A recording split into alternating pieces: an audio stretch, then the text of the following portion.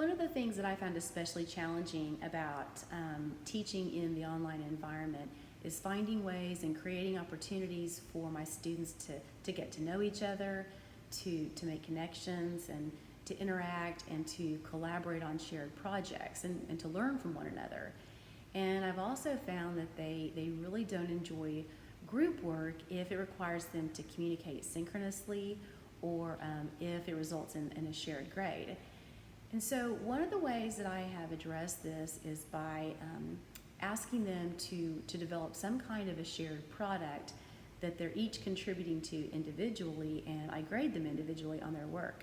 So for example, in my instructional strategies in adult and lifelong learning class, at the beginning of the semester, I divide them into small groups, and I give them a scenario where they are serving as subject matter experts in facilitating adult learning.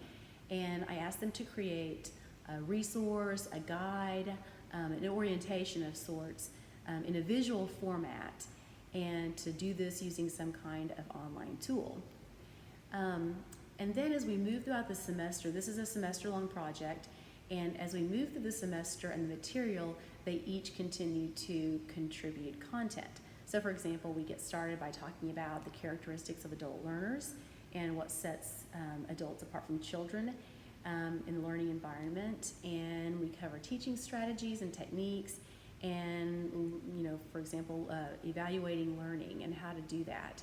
And so as we move through each lesson and cover these concepts, the students will continue posting information, and then they're also asked to locate additional resources online that would serve valuable to this person who's new to working with adults.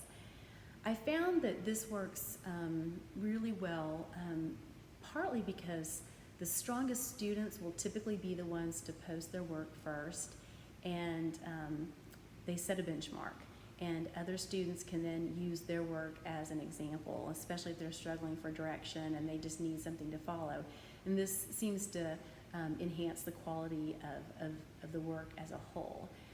I also ask them to discuss their work in a way that I can monitor, I can watch it, or I can go back in and check to see that everyone has been contributing to the discussion and participating when they're trying to decide who's going to add what content to this resource.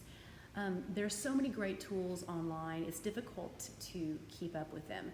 But in my experience, the students are really good about locating new options and really helping me understand how to use them. So this is just one way that I've found to increase collaboration in the classroom.